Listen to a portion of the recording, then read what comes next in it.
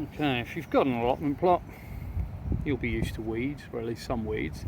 This is probably one of them. This is dock, and you might probably remember that from getting stung when you were a kid. You used to wipe this on the things, but I don't actually think there's any scientific basis for that curing it.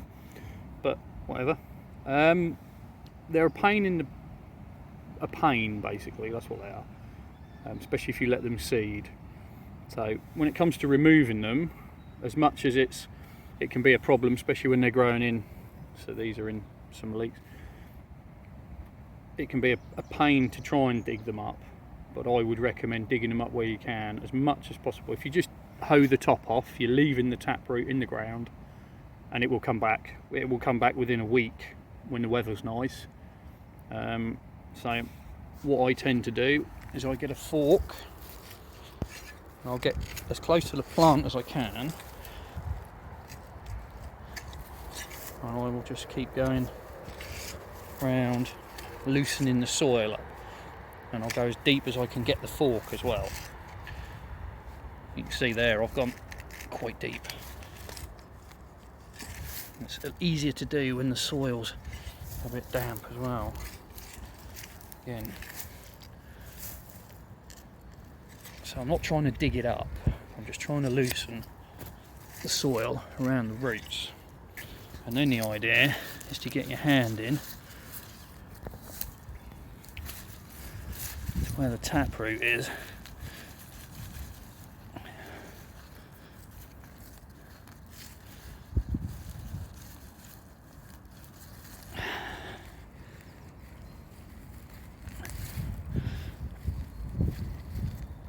and pull, and there you go. Now I haven't got it all, you can see where it's broken off, and the two bits, and there's the hole just there that the root came out of. I've done, not quite managed to not disturb the leeks, but I haven't dug them up, so that's minimal disturbance, and it will be a while before that grows back. And I'll give you an idea of how big that is. There's my foot, which is not quite as long as the root, so there was probably a good couple of inches, maybe even 6 inches on the bottom of that. So where you can, dig them out like that, and then chuck them on your compost heap.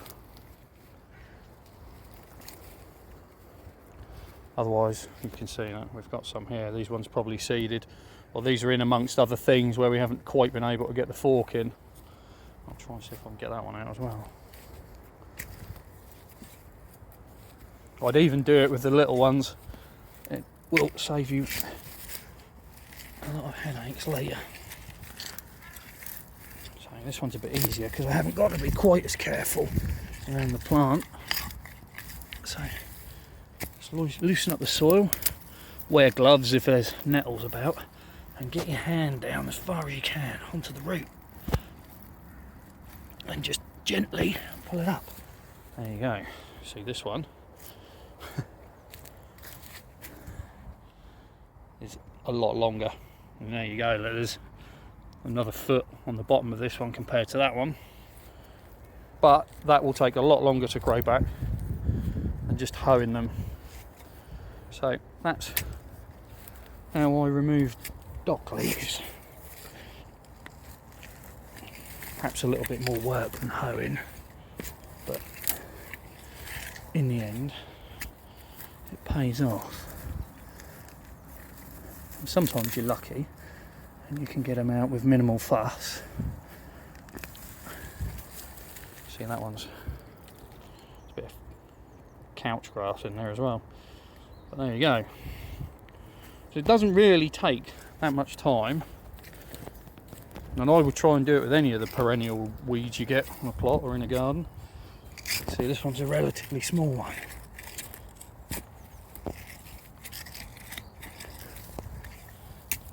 but it will still have a fair size root on it. There you go. So the plant itself is probably, if you take the leaves as well, a good foot long. They come up quite a bit down here, and we're always trying to remove them where we can. See, even a small plant that has got a lot of root on the bottom, and every last bit of that you leave in will come back to haunt you. It's the same with the bindweed as well. Leave a little bit of the root in and it will come back and get you. Well, obviously I've got a few more to dig up, but I'm not going to do that today. It's one of the main jobs we have, is generally just going around and taking up dock. That's the hardest weed we have to get rid of down here. The nettles and that aren't too bad, and we tend to leave some of them anyway. Another thing that we get, which is quite prolific, is this. It's creeping buttercup. Now it's got a nice yellow flower on it, admittedly, but you don't want it growing too much because it will spread, it'll create a carpet.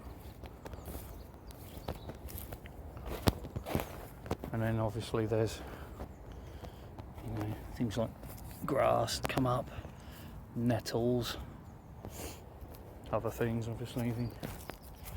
Everybody knows these. Dandelions, although you can use the roots of those, you can make a sort of a coffee substitute out of them. There we go.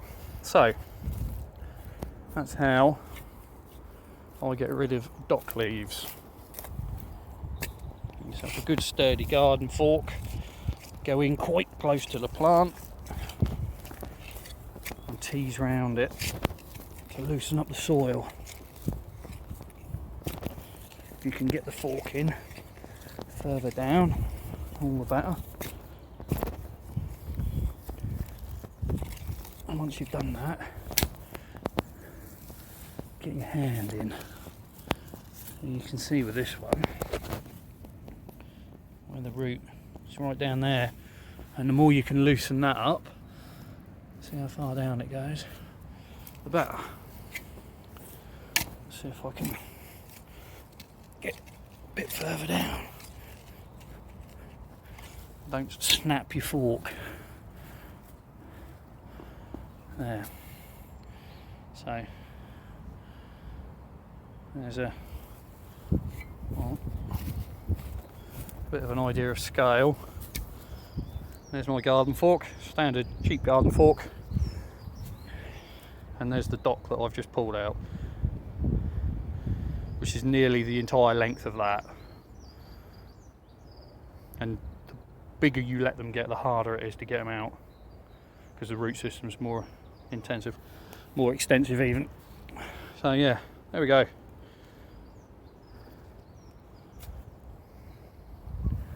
How to remove dock leaves.